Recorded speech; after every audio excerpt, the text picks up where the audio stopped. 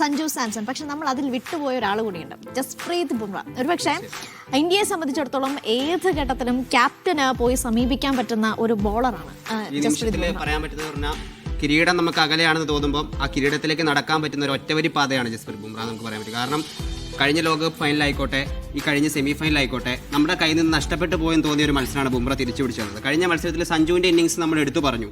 പക്ഷേ ആ മത്സരം നമുക്ക് കൈപ്പിടിയിൽ നിന്ന് പോയ മത്സരമാണ്. പക്ഷേ ജസ്പ്രീത് ബുംറയുടെ അവസാനത്തെ 2 ഓവറുകൾ 14 റൺസാണ് ആ 2 ഓവറുകൾ. എനിക്ക് തോന്നുന്നു ഒരു ഓവറിൽ 20ഉം 21 റൺസൊക്കെ വെച്ച് ഇംഗ്ലണ്ട് ബാറ്റർമാർ എടുത്തുകൊണ്ടിരിക്കുന്ന സമയത്താണ് ബുംറ വന്ന ആ 2 ഓവറുകൾ എറിയുന്നത്. ആ 2 ഓവറുകളാണ് ഇന്ത്യക്ക് ആ മത്സരം തിരിച്ചു പിടിച്ചു കൊടുത്തത്. അപ്പം സഞ്ജു തന്നെ ആ മത്സരത്തിൽ മാൻ ഓഫ് ദ മാച്ച് ലഭിക്കുമ്പോൾ പറയുന്നുണ്ടായിരുന്നു, ഈ മാൻ ഓഫ് ദ മാച്ച് പുരസ്കാരം ശരിക്കും ബുംറയ്ക്ക് കിട്ടേണ്ടതാണ്. കാരണം ബുംറ ആ 2 ഓവറുകൾ എറിഞ്ഞതുകൊണ്ടാണ് ഞാനിവിടെ നിൽക്കുന്നത് എന്നുള്ളത്. അപ്പം ക്രിക്കറ്റിനെ സൂക്ഷ്മമായി നിരീക്ഷിക്കുന്ന ആളുകൾക്കറിയാം ആ മത്സരത്തിലെ വിജയശില്പി എന്ന് പറയുന്നത് ജസ്പ്രീത് ബുംറ തന്നെയാണ്. പിന്നെ അക്ഷർ പട്ടേലിൻ്റെ ആ ഒരു ഫീൽഡിംഗ് മികവും നമ്മൾ എടുത്തു പറയേണ്ടതുണ്ട്. അപ്പോൾ ആ 2 കാര്യങ്ങളാണ് കഴിഞ്ഞ മത്സരം നമുക്ക് അനുകൂലമാക്കിയത്. അപ്പോൾ ഒരു ടീം ഗെയിം തന്നെയാണ് ഈ മത്സരത്തിലും നമ്മളത് പ്രതീക്ഷിക്കുന്നുണ്ട്.